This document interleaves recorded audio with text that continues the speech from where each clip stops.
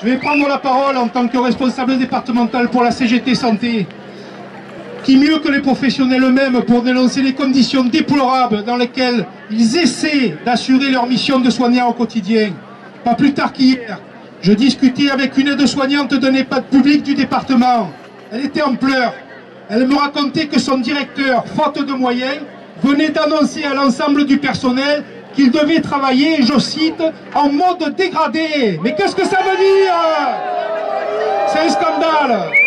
Ça signifie quoi un mode dégradé? Des toilettes des résidents assurées par des personnels d'entretien des sols, c'est la réalité. Par des administratifs, c'est la réalité. Des techniques, c'est la réalité. Par qui encore? 15 à 20 toilettes par agent, c'est un scandale. Et les résidents dans tout ça, on y pense?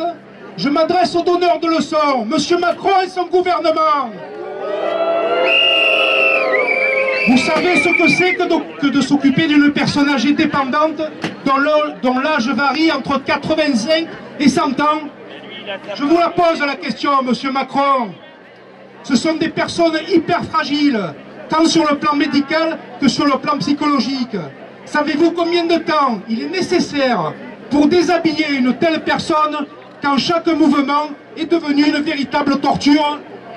Elle a constamment besoin d'être rassurée, réconfortée. Il faut lui parler pour la sortir de sa torpeur et lui expliquer chacun des gestes que le soignant réalise pour l'accompagner. C'est ça la réalité. Voilà, avant même d'avoir ouvert le moindre robinet d'eau, ce qu'est la prise en charge normale d'une personne âgée dépendante. Savoir-faire et savoir-être enseignés dans les institutions, les instituts de formation, instituts qui sont elles-mêmes menacés par le gouvernement et par les plans. Et oui, il faut du temps, beaucoup de temps, simplement le temps qu'il faut pour faire bien. Quelques chiffres effrayants. Les EHPAD comptent entre 70 et 80 résidents en moyenne, dans lesquels on trouve un médecin coordinateur à mi-temps. Est-ce que c'est raisonnable?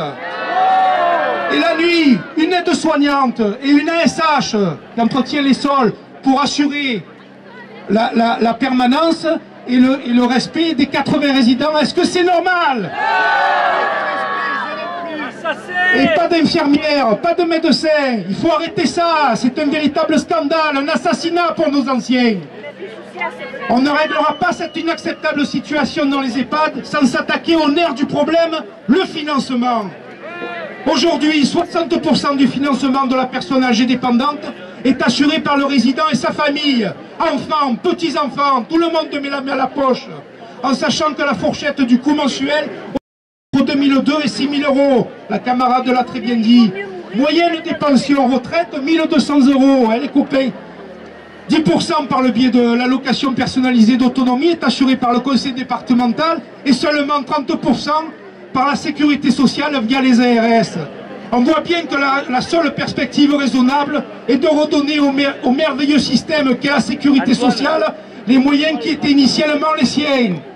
Je vous invite à visionner le film La Sociale, un film qui devrait être reconnu d'utilité publique et être diffusé dans toutes les écoles, partout en France, tant il fait la parfaite démonstration que seule une réelle volonté politique peut faire changer les choses et permettre de remettre ensemble solidarité, force de travail et valeurs humaines.